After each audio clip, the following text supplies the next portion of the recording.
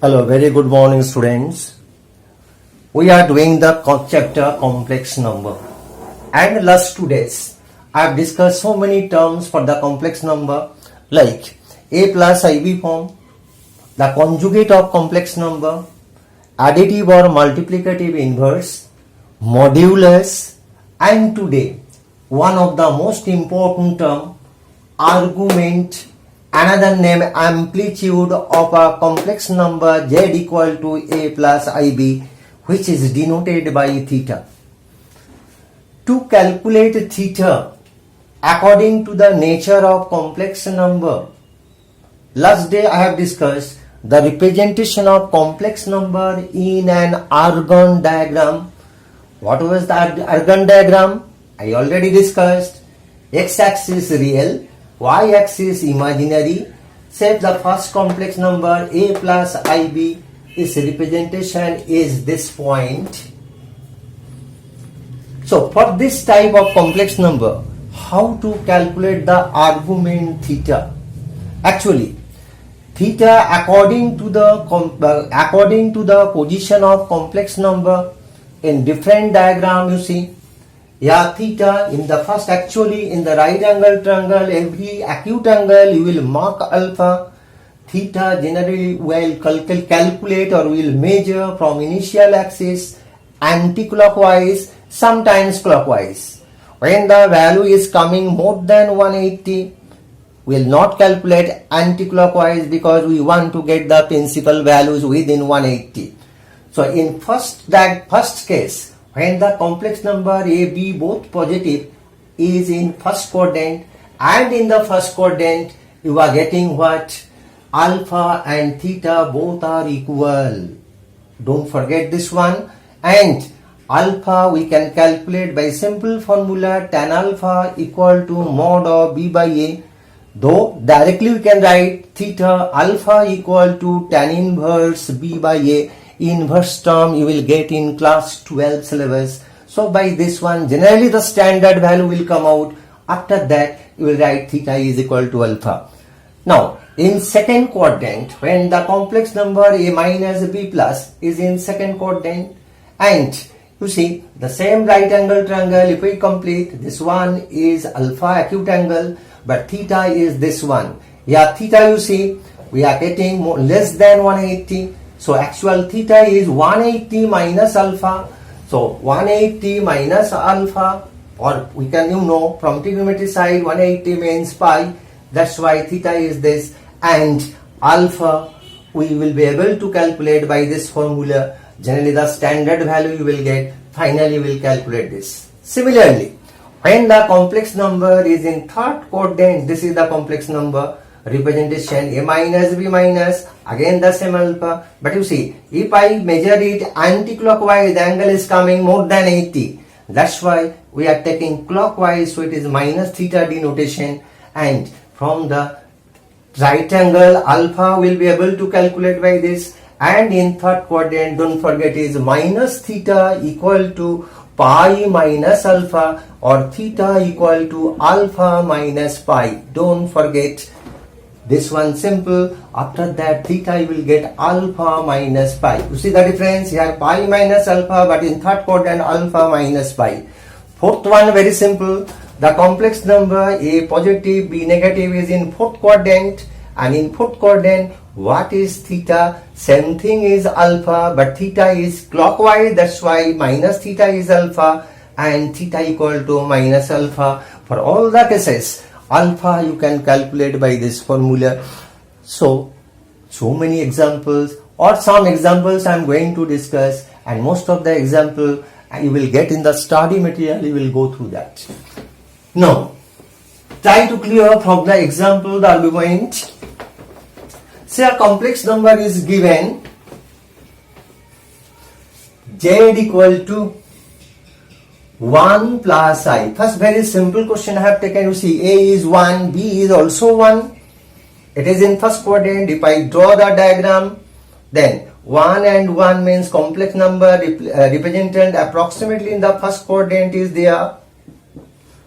So this is 1, this is also 1, and this one is the modulus, as I told you. This one is alpha, and in first quadrant what is theta? Same thing is alpha, this is also theta. Calculation tan alpha equal to 1 by 1, that is equal to 1, and you know 1 is the standard value, tan 45 pi by 4, so alpha equal to pi by 4. So for this complex number the argument is 45 degrees or pi by 4. If I take another example like z equal to minus root 3 plus I, very good example, and be careful when the complex number, you see in the last two examples I have taken the complex number directly in the form of a plus ib. When perform a question, the complex number will not be given directly as standard, you know how to convert as a standard figure, and then you will think about theta. I think it is clear. Now for this one, you see a is minus root 3 and b equal to 1. If you try to draw the diagram, again same thing, it is in which quadrant? Second quadrant, say complex number is this one. To draw the right angle triangle, you are getting minus root 3 here, here is 1, and this one is theta, this one is alpha. Already I have discussed. So first, how to calculate alpha? Tan alpha equal to mod of 1 by minus root 3, or we are getting 1 by root 3. Therefore, tan of 1 by root 3, you know from class 10 what? It is the standard value. Tan 30 degrees is pi by 6. Therefore, the value of alpha is coming pi by 6. And in the second quadrant, already have discussed, the theta is equal to 180 minus alpha, that is pi minus pi by 6. Answer is pi by 6 is the argument. So this type of so many sums also you will get in the study material. You will go through that argument, not so tough, simple. And not only that, in the book also you will get some of the question what related with argument and modulus. But last day I told you the square root of complex number and polar form related with argument and modulus. So not to do this type of sum this year, already removed. Now in the complex number you will see the NCERT book, one more part given, the quadratic equation of complex number. But be careful, generally in reference book the chapters are given separately. Why? Here given together, try to clear. So heading is quadratic equation for complex number. From class 10 you are habituated for the standard equation of quadratic equation. A, B, C, all real number up to class 10, and after solving by different methods, different method means factorization, perfect squaring method, and by formula. Formula means Sridharacharya formula. You have done the three method in class 10 when the A, B, C are real numbers. But what is the difference between those quadratic equation and now what type of equation we are going to face? Yeah, A, B, C sometimes will be real, sometimes will be imaginary or complex. So in this case the solution or the values of x also will come complex or imaginary. For example, you know the solving method, I already said factorization, perfect squaring, and another one by formula, Sridharacharya formula. Just 2-3 sums I am going to show by the different methods. Look at the board. Say an equation x square plus 1 equal to 0. Though here A and C both are real, sometimes here complex number also will be given. I will take in the next example or the third example. Look at the board. The solving we can do by two methods. Direct solving, x square equal to minus 1 mark question. So x equal to plus or minus root or minus 1. You see the nature of the answer. This type of answer we didn't get up to class 10 because this is not a real number.